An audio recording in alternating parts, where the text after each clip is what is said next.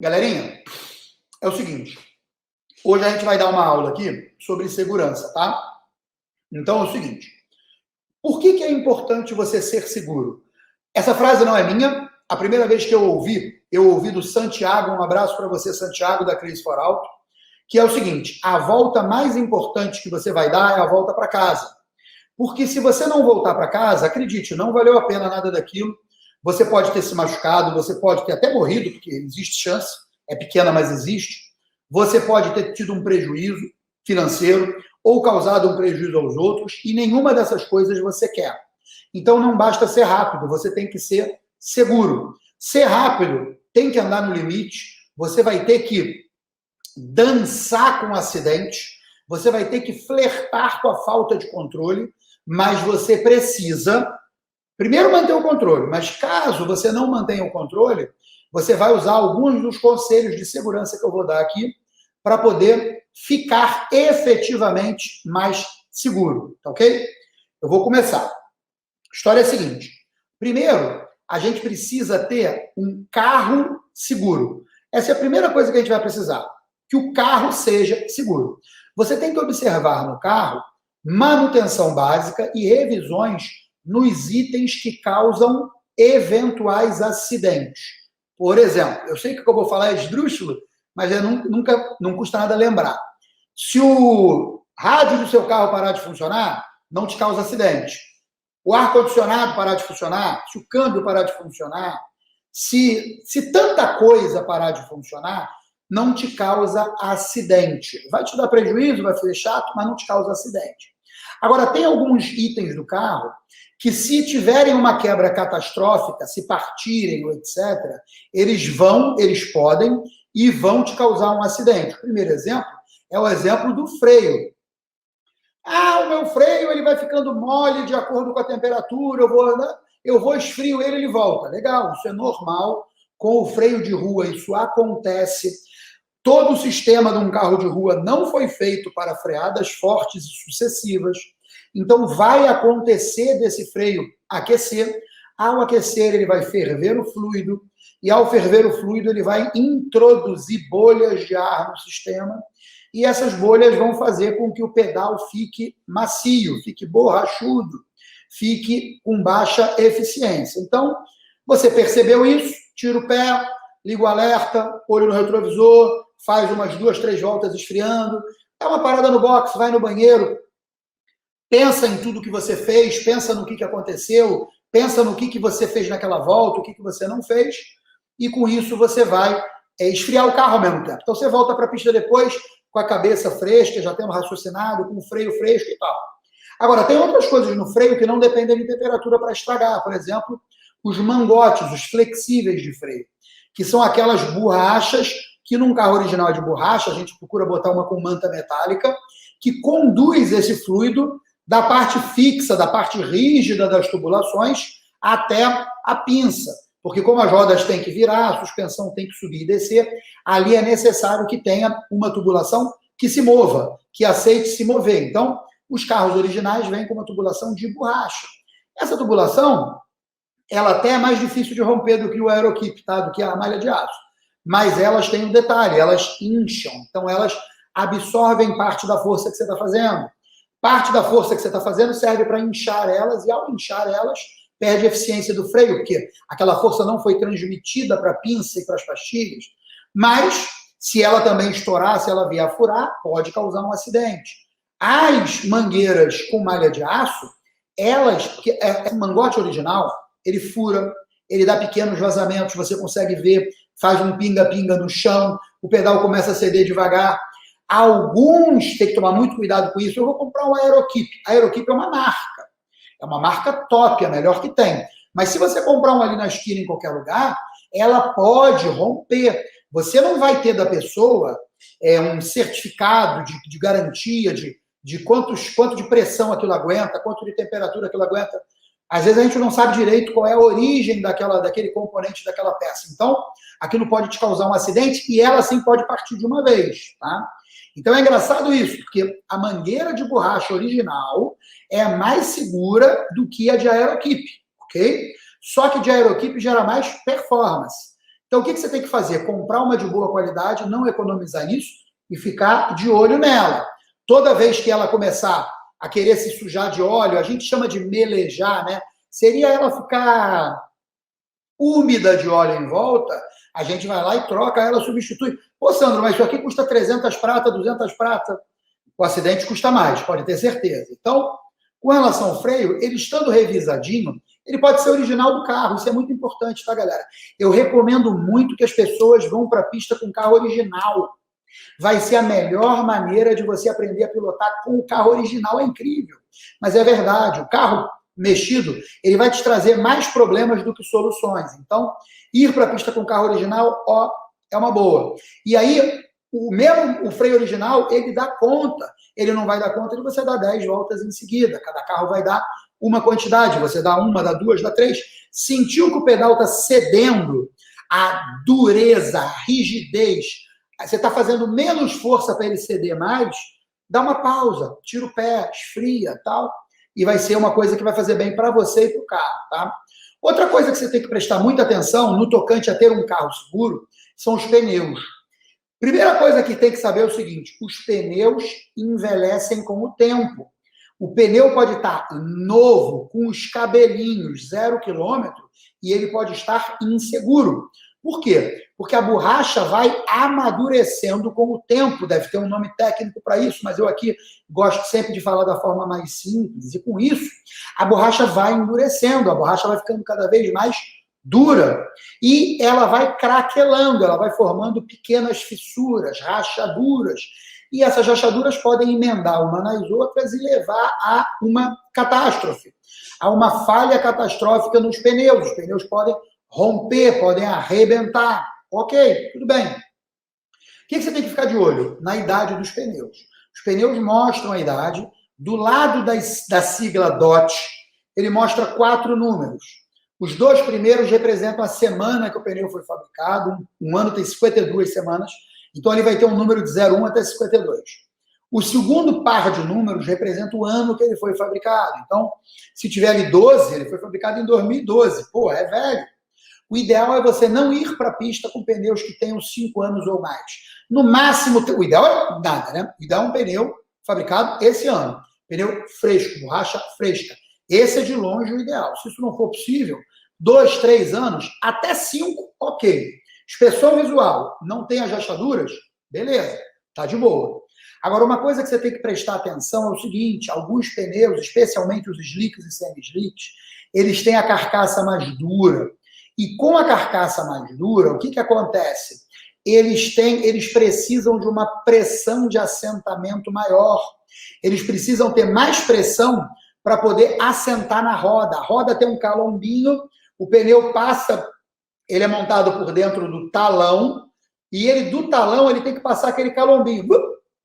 Quando ele passa aquele calombinho, é a hora que ele gruda, que ele fica preso. Então, os pneus de carcaça mais dura, às vezes ele parece que ele talonou, como a gente chama, que ele deu aquele estouro, mas ele não deu. Então, um pneu desse tem que ser montado por quem entende, o cara tem que dar pressão rápida. Não adianta o cara ir dando pressão devagarinho, ele chegou a 60 libras, mas ele foi dando pressão devagarinho, não resolveu, ele tem que dar pressão rápida. 60 libras é suficiente? Sim, mas tem que ser pressão rápida. Beleza. Então você vai olhar a data de fabricação, vai olhar o estado do pneu, vai olhar se o pneu já não está careca. Às vezes, por fora ele está bom, mas por dentro ele pode estar careca e com isso ele está com a malha de aço, com a estrutura do pneu à mostra. Outra coisa que vai te causar problema. Continuando, com relação à direção, é importante se preocupar com as ponteiras da direção, o estado delas, se elas estão com a coifa íntegra, se elas não estão com folga e etc. Muito bem. Agora, isso tudo é importante, mas não adianta de nada disso se você não tiver um comportamento seguro na pista. O que é comportamento seguro? É um comportamento seguro para você e para todos os outros que estão dividindo a pista com você no track day. Então, a primeira coisa que você tem que fazer é evoluir de pouco em pouco. Você não pode chegar e levar velocidades para a curva tipo 40% maiores do que as que você levou na volta anterior, porque isso pode te tirar da faixa de controle, da faixa de aderência, e ó, você pegar um atalho direto para fora da pista e eventualmente até bater. Então é muito importante que você evolua de passo em passo, de pouco em pouco. Isso é importante, tá? Aí, a segunda coisa que você vai ter que ter para um comportamento seguro é prestar atenção. É você ter muita, mas muita atenção na frente e nos espelhos. Porque o Track Day, ele é um evento extremamente democrático. Beber uma aguinha.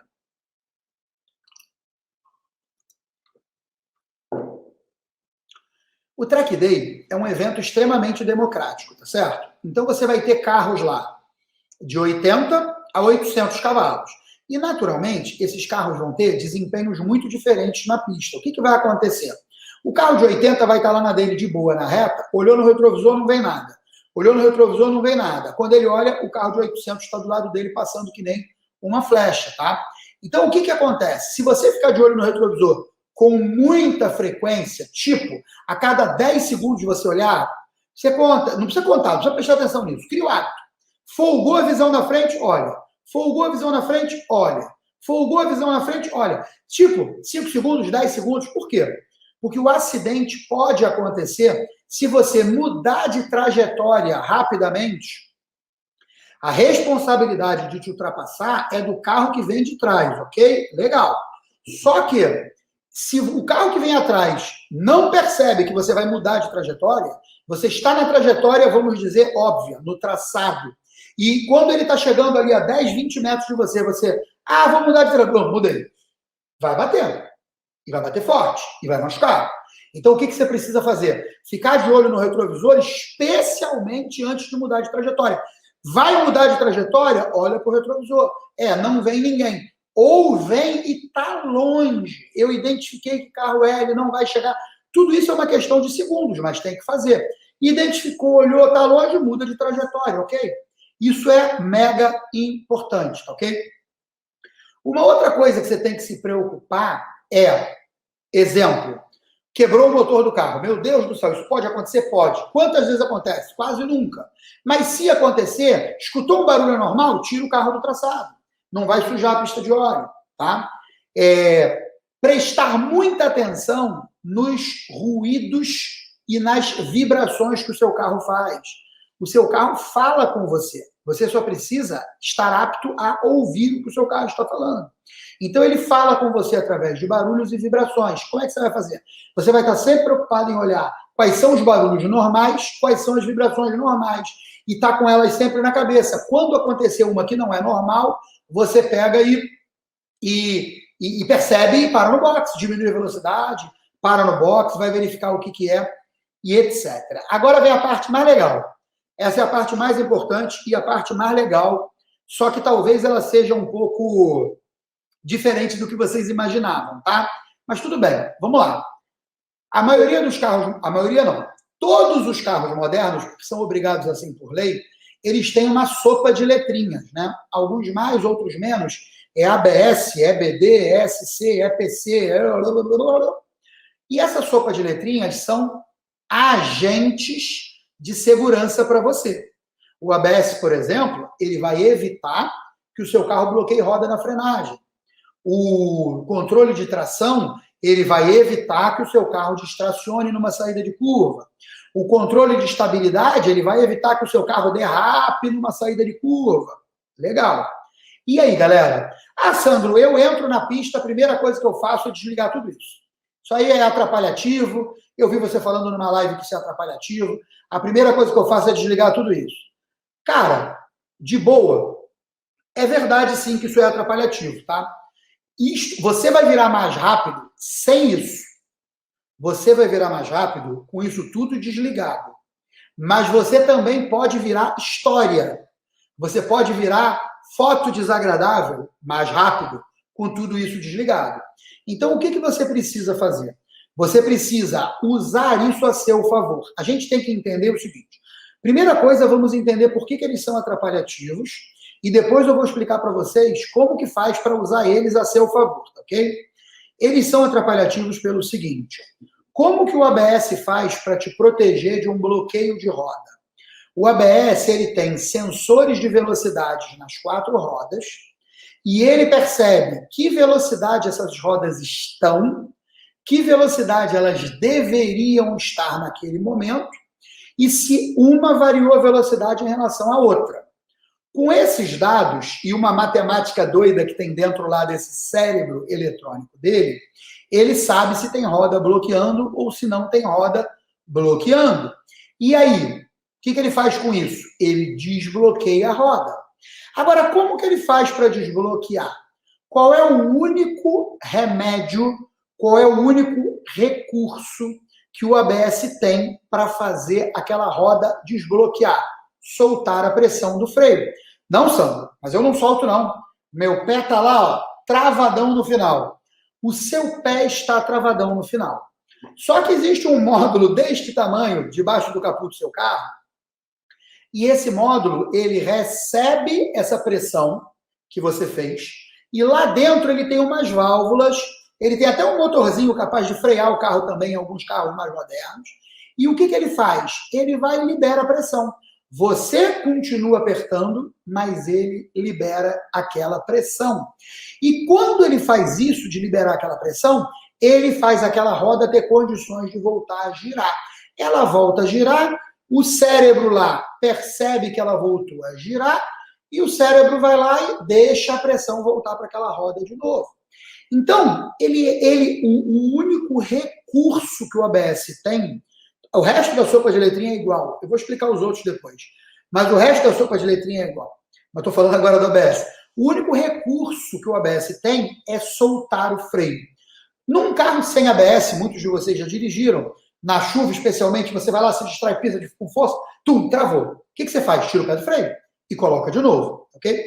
O ABS faz isso. Então, mas Sandro, a história é a seguinte. Aquele cérebro que você falou do ABS que está lá, ele vai fazer isso melhor do que eu vou fazer isso. Então, ao fazer isso melhor do que eu vou fazer, o carro vai frear mais. Não vai, não. Pode ter certeza. Com o mínimo de treinamento, você vai fazer a função do ABS melhor do que aquele cérebro que está lá. Por quê? Porque o ABS, ele não sabe se é uma senhora de 70 anos indo no supermercado. Ele não sabe se é um cara igual você que está querendo acelerar demais. Ele não sabe o que está acontecendo. Ele é programado para proteger. Ele pensa assim, e agora? Eu libero um pouco de esportividade ou eu protejo? Ele protege. Ele vai proteger, ele não vai liberar esportividade nenhuma. Já você no controle, você vai liberar esportividade, tá? Então ele sempre vai ser mais lento que você. Mas, Sandro, então ele é um atrapalhativo. Quanto que ele é um atrapalhativo? Eu vou dizer para vocês. Eu tive uma experiência numa pista de 1 minuto e 15 que tem aqui no estado do Rio de Janeiro, Plano Speed Park, lá em Campos dos Goytacazes, no estado do Rio de Janeiro. Um abraço para o Fabrício, lá do Plano Speed Park. O que acontece? É um autódromo muito bacana, muito seguro aqui no norte do estado do Rio de Janeiro. É o único autódromo que nós temos no estado do Rio de Janeiro, tá? Eu fui lá andar uma vez com uma BMW. E eu, com toda essa experiência, comecei a andar com a sopa de letrinhas toda ligada.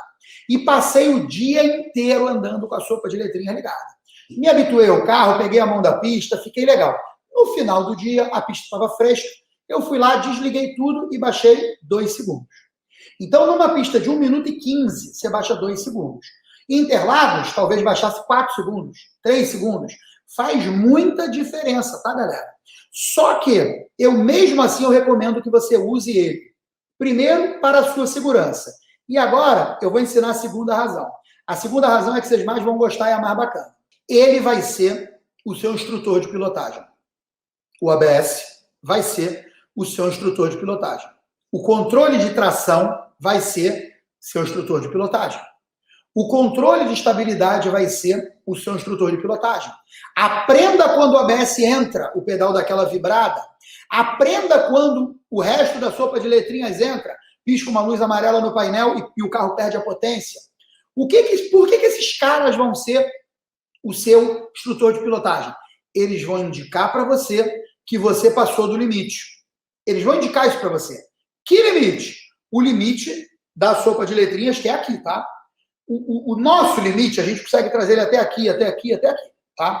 Mas o limite da sopa de letrinhas, ele é fixo, ele é feito para segurança, então ele é aqui, ó. É um limite bem seguro, é um limite bem conservador. Caramba, tem horas que falta palavra, né? É um limite bem conservador, tá? O limite é aqui. Legal. Aí o que acontece? Deixa eu só tirar isso aqui da minha frente, tá?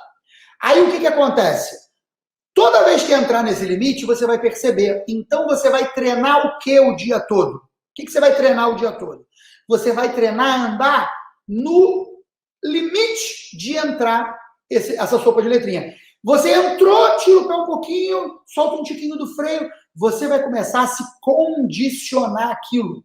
E aí você vai poder passar o dia inteiro lapidando a sua volta, cuidando de fazer cada detalhe da sua volta ser uma dança de balé, uma dança fluida, uma coisa de balé. Aliás, falando nisso, eu queria pedir para todo mundo que está assistindo o seguinte, antes que eu me esqueça. Preparem aí, vai preparando aí. Preparem aí câmeras fotográficas, prepare o print da tela, prepara tudo. Eu vou fazer uma pose aqui e eu quero que vocês tirem a foto e postem em todas as suas redes sociais. Pode colocar lá Velho Maluco, pode colocar Sandro Tanuri, pode colocar STR, o que vocês quiserem.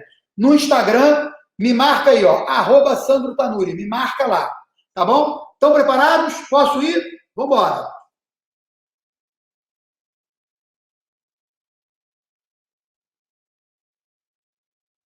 Já foi? Vou parar, hein?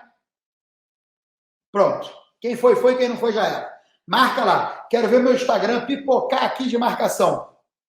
Marquem lá. Esse velho é um pateta, né? Hoje estou até com a barba meio branca. Para mostrar sinal de respeito, né? Bom. Já antes de passar para a próxima etapa, boa. Eu ia falar isso agora. O estagiário já se antecipou. Sandro, quando troco o freio por um maior, tem algum problema com o ABS? Sim, claro. Tem sim. O que acontece? O seu ABS do carro, ele foi cuidadosamente programado pelos engenheiros da fábrica para os parâmetros do carro, para a capacidade do carro de gerar desaceleração, tá ok? Porque um dos parâmetros que ele faz ele mede a pressão que você está fazendo, ele mede a G em linha para ver a desaceleração que foi causada, ele mede velocidade de cada roda, ele junta todos esses parâmetros. Um parâmetro, que é a capacidade de gerar frenagem, você alterou. Isso vai mudar sim. Honestamente, você vai perceber pilotando? Não. Mas vai mudar. Vai mudar muito pouco, mas vai mudar. Agora, você quer ver o que muda pra caramba? É você colocar pneus slick ou pneus semi-slick. Porque aí o nível de aderência vai às alturas. Porque o que acontece? Quando você coloca um freio maior, mas mantém o mesmo pneu, a vida, ela sempre nivela a gente por baixo. Ela sempre nivela a gente pelo elo mais fraco da corrente, ok? O que ele vai fazer? Qual é o elo mais fraco? A aderência do pneu. Você botou um freio muito maior, não adiantou nada, porque o pneu continua com a mesma aderência ruim de antes, vai bloquear. Então, isso altera muito mais. Se você botar um pneu semi-slick ou slick, altera muito mais. Estagiário, se você quiser colocar outra pergunta, pode colocar. É isso aí. Wellington, o carro que não tem nenhum dele, a gente morre como homem, né? Como dizia antigamente aquela brincadeira. Não tem problema. Eu estou falando, se o seu carro tem, use. Se o seu carro não tem, não use. Se habitue a você ser sua própria segurança. Mas a maioria dos carros tem. Sim, claro que influencia. Claro. Toda hora que você mudar a quantidade de aderência disponível, você vai deixar o ABS, vamos dizer, precisando se reacostumar. Veja bem, ele vai se reacostumar? Vai, porque ele não usa só uma variável, ele usa várias, tá? Ele vai se acostumar, ele vai continuar sendo seguro, mas ele vai ter uma variação em relação ao que ele foi projetado. Próximo. Tem próximo? Não tem?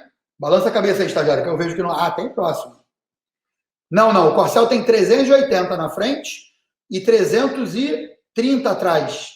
330? Sabe que eu não sei? Esqueci o traseiro. Bom, mas é fácil para vocês. O Corcel usa 15 polegadas na frente, calcula aí para mim e coloca nos comentários. O Corcel usa 15 polegadas na frente, que eu acho que é 381 ou 382, sei lá, e usa 13 polegadas atrás. Próximo. Boa. O que acontece? Os pneus têm que ficar livres de luz e calor. guarde eles num saco preto, num lugar fresco, ok? Sem peso em cima deles para não deformar. Pode botar outro. Sim. Sim. Então, meu amigo André Soler, eu vou aproveitar que você é meu amigo e te usar como exemplo. Infelizmente, vai ser só um tiquinho assim negativo. Gente, o que acontece? Por isso que eu estava explicando, use o ABS até ele entrar. Quando ele entrar, você tira um pouco. Por quê? O ABS nos acostuma mal. O ABS, ele nos acostuma a tá na pista, estampa o pé no freio com toda a força e deixa o ABS fazer o trabalho dele. Dessa maneira, você não está aprendendo e você não está tendo a frenagem mais eficiente. A frenagem mais eficiente com o ABS é aquela que ele entra e sai. Entra e sai. Ele entra, você percebe que ele entrou, você tira um pouquinho o pé e sai. Essa é a frenagem mais eficiente. Se quiser colocar mais, pode colocar 380. Oh, obrigado, Daniel. Muito obrigado. Então, ele tem 381 na frente, 330 atrás, tá vendo? O velho não tá tão ruim. Sim, muito bem falado. Muita aderência em carro com pouca potência acaba atrapalhando, sim. É o que a gente chama de amarrar o carro. O estagiário vai decidindo aí se ele quer colocar mais. Se ele não quer, eu vou seguir adiante. E ele quer, rapaz. Sandro, na primeira aula você pincelou sobre frear com o pé esquerdo para reequilibrar o carro na curva. Pode falar um pouquinho mais? Posso sim.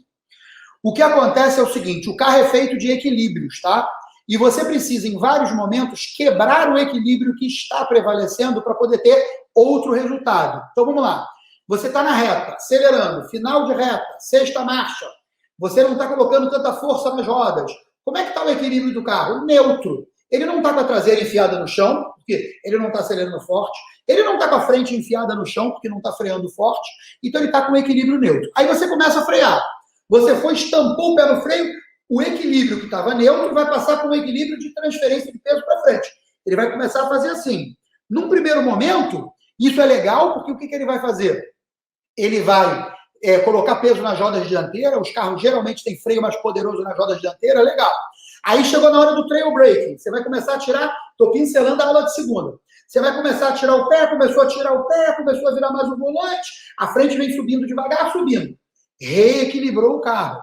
O que aconteceu? Você tirou peso da frente. Não é que tirou. Você agora não tem tanto peso na frente como você tinha antes.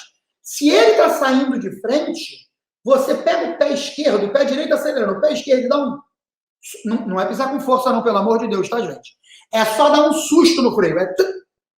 Quando você faz isso, você vai romper o equilíbrio. Qual é o equilíbrio que estava? Jogando o peso para trás, tirando a aderência das rodas da frente. Então, você vai romper esse equilíbrio. Você vai, com esse toque, você vai fazer voltar um pouco de peso para frente. Aquele tetequinho que faltava de voltar para frente, tchum, faz o carro voltar a entrar.